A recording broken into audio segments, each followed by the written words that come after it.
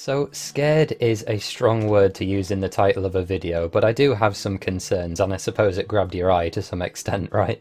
I do have very little doubt that making the transition to medical school will be scary no matter how old you are when it happens. I regret nothing about applying after my first degree. I'm 21 years of age as of this video going out, and I'll be 25 by the time I leave medical school, which will actually be a year younger than when the average US medical student finishes. I hold a first-class degree from a great school in the UK. I have a ton of great work experience picked up over the last few years, but I am still a little bit scared. Firstly, I think my work ethic is going to have to change rather drastically. While I did, for example, do a lot of outside reading, a hell of a lot, during my time studying my biology degree, when I think about it, not that much of what I was reading was actually directly relevant to what I was supposed to be studying for the class. I think that if I looked back at a lot of my exam papers and the essays that I wrote in them, some of the links that I made to outside papers and outside material might be considered rather tenuous at best and might resemble the well-fabled sore thumbs, as it were. And they also had the rather unhealthy tendency of trying to cram for exams, something that I know categorically will absolutely not work at medical school given the amount of information that we are going to have to absorb and retain.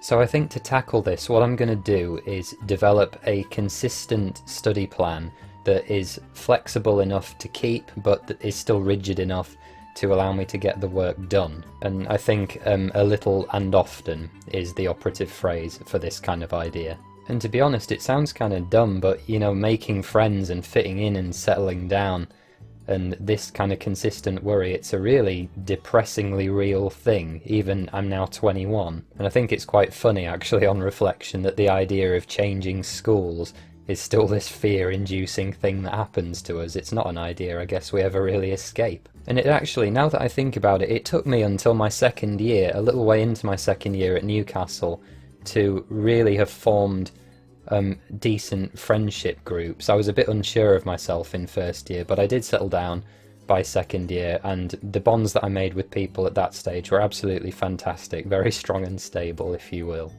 And I do obviously wonder if my experience at Warwick Medical School is going to be the same, although I do think that in this case people are going to be more likely to understand how nervous everybody else is from all having been to university once, and because of the nature of the course where we have case-based learning groups people that we will see every week. I think people are going to be forced, for want of a better phrase, into close proximity a little more often than in my last course, just through necessity, which, you know, can only be a good thing in terms of getting to know people. On that note, actually, I do feel rather distinctly underqualified going into this medical course. It does seem that we operate in cycles, really, when you go to university, from being, you know, big fish in small pond, or I suppose at least in my case, sort of largish fish flopping sadly around on the ground while you're at college, and then going back to being a very small fish in a large bowl again, or a large pond when you go to university. And I mean, don't get me wrong, while I was at Newcastle I did, you know, climb ladders in the right places and managed to, you know, to have a range of experiences doing administration and teamwork and being the president of a society, the coordinator for Nightline, all this stuff, which I really, really enjoyed. But the range of experience that the other candidates have got that I've met is just insane in some cases. It's unbelievable. You know, many of them have had full-time healthcare employment, and they've got that core experience of dealing with people, which would be really, really invaluable, obviously, in a medical situation. And don't get me wrong, again, I think I'm pretty reasonable at talking to people, or at least I'm either good enough, or at the very least I'm hopeless enough that they think it's kinder not to tell me otherwise, which works too. But under the cold scrutiny of a sort of structured medical exam, I do wonder if my confidence would sort of unravel a little bit, whereas these people that are more well versed in these situations will probably take to it more naturally. But these, you know, these rather trivial concerns aside, the thing that has really been bothering me more than anything, and to be honest, as of like the last few weeks really, I've not been sleeping very well because of this. I don't sleep well at the best of times, but this has been really keeping me awake at night, is the idea that it might not live up to my expectations. You know, these sort of impossible to achieve monolithic expectations that I've set up in my own mind of what studying medicine must be like. And I think that comes mainly from just having chased the idea for so long. You know, truth be told, while I was studying at Newcastle, we did have some lectures in the medical school from time to time, and I'd go in to use the library occasionally.